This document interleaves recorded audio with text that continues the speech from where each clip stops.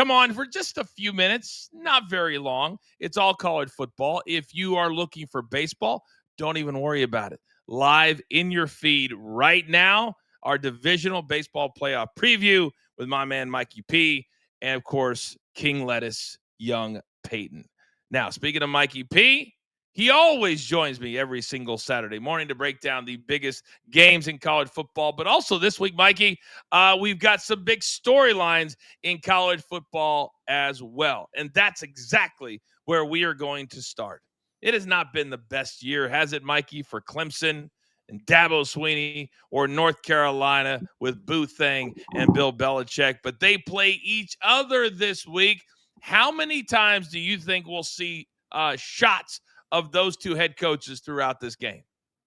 I thought that's the only thing we were going to get. Do we actually have to worry about? In my notes for this morning show, Coach, I wrote, not sure if we have to talk about the game, which coach will last longer, ? Because I think that, and I'll start from my game perspective. Can we even take Clemson serious as a minus 14-point favorite? It's just insane to me. So I am just looking at, is Dabo Swinney a coach to the level of a Bill Belichick? You have one of the best college coaches in recent history going up against one of the greatest NFL coaches of all time. That's the story. Well, it's a noon kickoff, and amazingly, North Carolina has more wins than Clemson at this point, which is a little bit crazy. So they started off, make sure I have these correct. So they started off, it says 2-2. Why am I seeing 3 losses here? So Central Florida, what am I looking at here? That's correct, right? They lost to Central Florida last week 34-9. They beat Charlotte. They beat the Richmond Spiders that barely have a football game. But the bottom line is this. I don't think that Bill Belichick is enjoying things as much.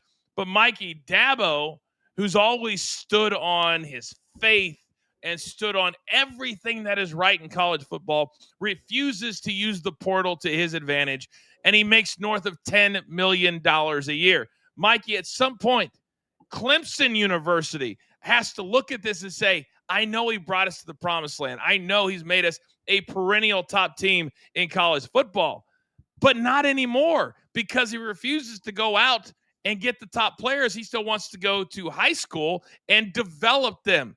There's no more developing years. It's about the portal. Why won't he use it to his advantage? He should look across the sidelines today and see Bill Belichick standing there and see this is the evolution of college football. Why in God's green earth would Bill Belichick ever be gracing a college football sideline is because of the control. That's a big word for Bill Belichick that he can have as a coach at the college level, from the transfer portal to GMs that we see in these universities now, right? I believe it's Mike Lombardi. Like, he got to bring his whole crew in. You get to literally have control of the program top to bottom. Dabo, if you have all the control in the world, use it. It's just that simple. His buyout is ginormous. If he got fired, he'd make so much money. He's already made a ton of money. And to your point, Belichick couldn't get it in the NFL anymore. There were no team, not even his own Robert Kraft wanted to give him control anymore. So he went to the only place that he could and set up his son to take over, I believe, next year. I don't think Bill wants to be around. Him and Boothang are going to be traveling the world. She has proven to be there. She has gone nowhere. In fact, I think she has control issues based off of what I see and the fact that she doesn't want him out of her sight. It's crazy. But tip of the cap to fucking Belichick. Come on now. Let's give him a little bit of credit.